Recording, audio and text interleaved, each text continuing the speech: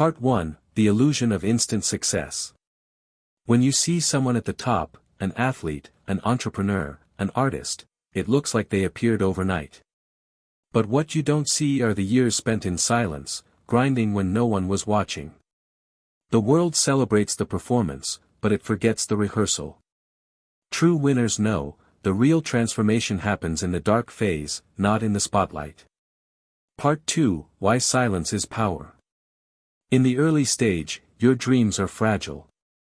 They can be killed by doubt, criticism, and even your own ego.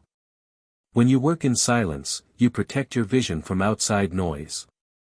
Silence creates focus. Silence keeps you humble.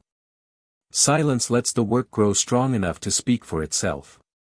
Remember, noise is for the insecure, silence is for the serious. Part 3, The Dark Phase is Training Ground.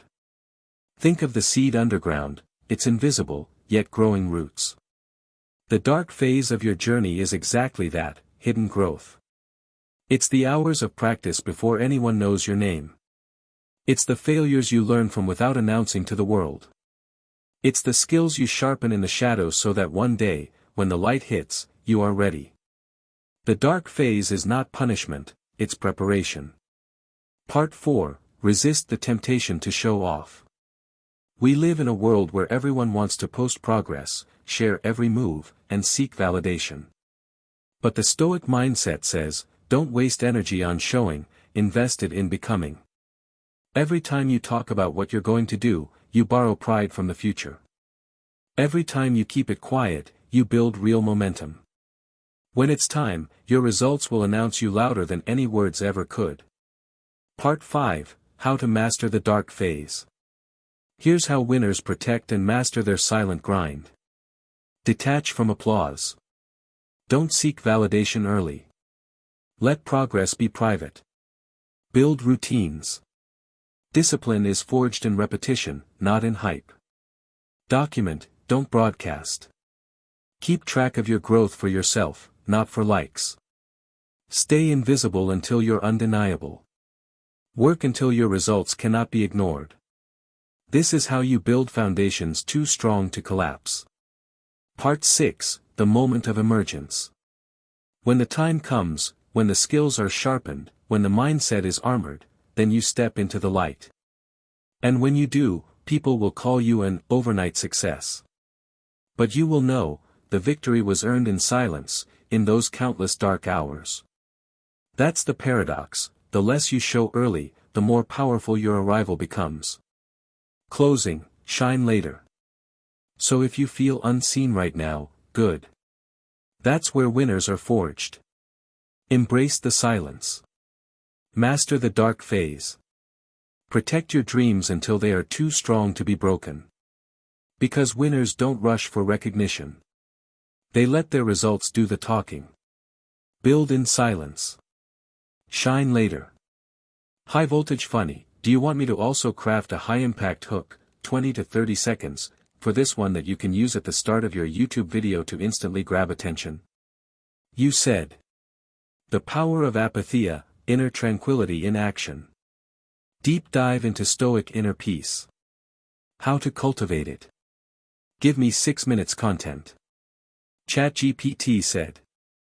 Here's your 6-minute content draft for The Power of Apatheia, Inner Tranquility in Action. Deep dive into Stoic inner peace. How to cultivate it. Part 1, What is Apatheia? In Stoic philosophy, one of the highest states a person can achieve is apatheia. Now, don't confuse it with apathy or not caring. It's not about indifference to life. Apatheia means freedom from destructive emotions. It's the ability to remain steady when storms of anger, fear, or desire threaten to shake you. It's not suppression, it's mastery. The Stoics believed, once you are free from being ruled by emotions, you unlock true tranquility. Part 2, Why Apatheia Matters. Think about it, most suffering comes not from events, but from our reactions to them. Someone insults you. The insult itself is just words. But your anger, your wounded ego, that's what burns. You lose money. The numbers change, but it's your fear and panic that torture you. Apatheia gives you power. It creates a gap between what happens and how you respond. And in that gap, you find freedom. Part 3, Misconceptions about Apatheia. Some people think Stoics were cold, emotionless statues. That's wrong. They still felt joy, love, gratitude, but they refused to be controlled by rage, envy, or despair. Apatheia is not about shutting down feelings, it's about not being enslaved by them. Marcus Aurelius loved his family. Epictetus laughed with his students. Seneca wrote about friendship with warmth. They weren't lifeless, they were liberated. Part 4, How to cultivate Apatheia. So how do we train ourselves to reach this state? The Stoics gave us practices. Perception check, control what's in your power. Every time something happens, pause and ask, is this within my control? If yes, act wisely. If no, let it go. Premeditation of adversity, expect challenges. Visualize difficulties before they arrive, loss, delay, criticism. By rehearsing them mentally, you reduce the shock when they happen.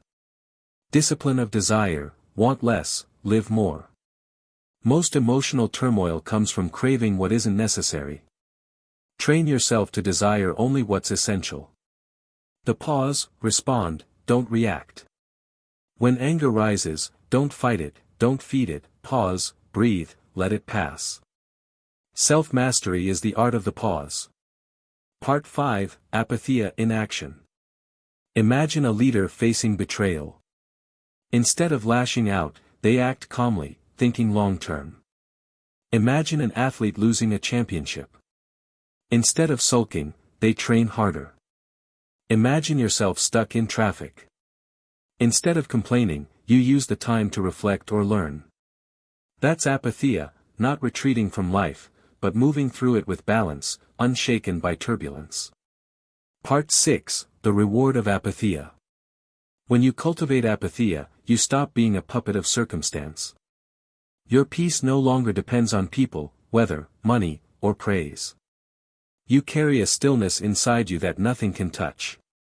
This is what the Stoics called true freedom. Not the freedom to do whatever you want, but the freedom to not be ruled by impulses. Closing, inner tranquility in action.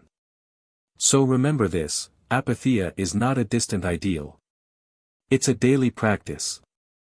It's in the way you hold back anger, the way you let go of envy, the way you remain steady in chaos. The world is noisy. Life is unpredictable. But apatheia gives you unshakable calm. That calm isn't weakness, it's the ultimate strength. Because the one who masters themselves, masters everything.